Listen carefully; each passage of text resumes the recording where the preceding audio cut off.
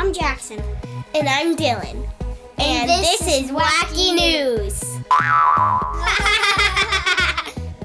Welcome to Wacky News. My name is Dylan. This is a podcast for kids, about kids, and presented to you by kids. My brother Jaxon and I will share neat stories every week for you to discuss with your friends on the school bus, during lunch, or whenever you want. Hey guys, it's me, Jaxon. Welcome back to another episode of Wacky News. Dylan and I can't wait to find what the Wacky News machine has for us today. I'll be running the machine shortly, and then Dylan will be reading you the stories it prints out. Don't forget, if there's anything you want to ask the Wacky News machine, go to our website and let us know. Haven't been to our site yet? What are you waiting for? Go to podcastplayground.com and click on Wacky News. From there you can find out more about Jaxon and I, ask us questions, or even request a news topic. And if that wasn't a good enough reason for you to go to our website, each episode has pictures and videos or wacky words vocabulary list for any words you might not know. Hey Jaxon, why is that red light blinking on the Wacky News machine? I've never seen that one before. Oh cool, I put that button on last night to let us know if our previous stories had an update. Jaxon, you're a genius! Forget about all those other things I said about you. Thanks, Dylan. Wait, what other things? I didn't say anything about you, nothing. Let's hit the button, we have a show to do. Okay, let's see what story has an update. Oh cool, it's an update from episode 1. Oh no, it's about Amor and Tamor. I hope everything is okay. Well, read it and we can all find out. Okay, back in episode 1, we told you about how Amor, the tiger, and Tamor, the goat, became friends and started living together in the same enclosure at Safari Park in Russia. Well, apparently Tamor was getting a bit too comfortable with Amor and was starting to annoy the tiger by scratching his horns on the big cat's fur and pretty much invading his personal space. Just like brothers sometimes do. Wait, it doesn't say that. Okay, I may have added that last part about brothers. Typical. Anyway, Amor, who had been pretty patient the whole time, finally had enough of the bully Billy Goat and grabbed him by the scruff, shook him, then tossed him down a small hill in their enclosure. Tamor tried to get up, but was injured and was taken out of the enclosure into the vet by the staff. Dimitri, the park director, had said this about the incident.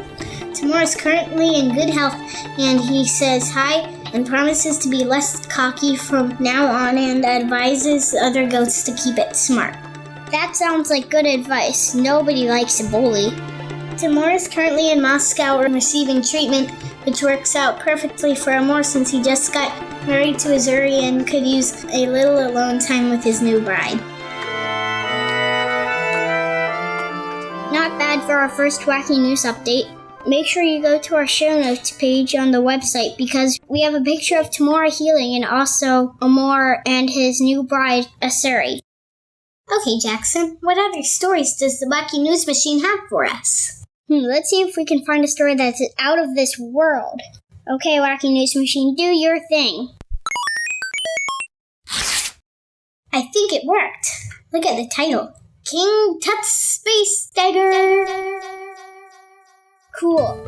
According to the research published in the journal Meteoritics and Planetary Science, a dagger that was buried alongside the famous King Tutankhamun in Egypt has a blade made out of a meteorite.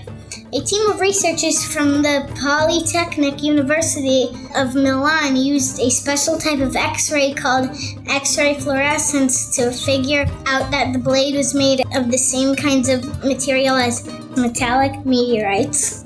Way back in 1925, this dagger plus another one were found beneath the wrappings of King Tut's body. In Egypt, they used to wrap up their dead people, especially the rulers, in special strips of cloth so they would look the same forever and not turn into skeletons. This is where the concept of mummies comes from. That's right, so this dagger was found by his thigh and has a handle and a sheath made out of gold. That part did not surprise them. They buried lots of their important people with gold. But what did surprise them was that the blade being made out of iron. According to the research, iron works aren't often found from ancient Egypt. This is because the Egyptians found it hard to work with and only used it for really, really important items. This discovery is making some researchers take another look at a set of hieroglyphics, which are Egyptian drawings and symbols discovered 100 years after King Tut's death. These particular hieroglyphics mean iron from the sky, which was confusing for many years. Perhaps it means that ancient Egyptians knew about these rare chunks falling from the sky way back in the 13th century BC, or roughly 2,000 years before Western culture. You know, there is another explanation. Aliens. Yeah, you're freaking me out, dude. Can we move on to a story that is a bit more relaxed? One relaxing story coming up. Here you go, Dylan. Try not to fall asleep on me. Leave me alone. I'm sleeping. Scientists in Austria, Finland, and Hungary recently used lasers to measure the movement of tree branches at night. They wanted to see if, like humans and animals, the trees needed to rest at the end of the day. Surprisingly, no one has ever studied this before. So what does a sleeping tree look like? Well, the scientists studied 2 different birch trees, one in Austria and one in Finland. Well, the research was done during the month of September, all night long on days when there was no wind. The scientists didn't want the temperature or wind to mess up their findings. They even chose September because it was the time of the year when days are as long as nights. The lasers revealed that every night the trees drooped the tips of their branches by as many as 4 inches.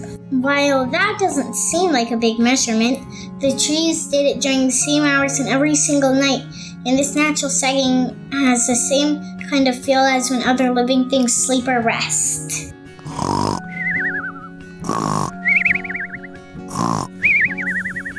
The researchers believe that the trees are on their own sleep cycle, and that is not affected by the sun being out or not. And now that they have figured out that the drooping is something these trees definitely do, the next step is figuring out why and how. Future research will study the water use of trees and see if the water moving inside has something to do with it. That's really cool. I wonder if these trees snore, like our cousins when they have sleepovers. Can you imagine if all the trees around our house were snoring at night? We'd never fall asleep. Good point. And now it's time for Wacky Jokes! What do you call a fake noodle? An impasta. Why can't you give Elsa a balloon? She will let it go! How do you make a tissue dance? Put a little boogie in it. What happened to the dog that swallowed a firefly? It barked with delight. What do you call a sleeping bull? A bulldozer. What sound do porcupines make when they kiss? Ouch! And that, everybody, is the end of episode 6. Thank you so much for listening and subscribing. Remember to visit podcastplayground.com and click Wacky News to find pictures, videos, and wacky words vocabulary from each story. Alright guys, have a great rest of your week, and share these stories with your friends and family. And don't forget to join us next week for another episode of Wacky News.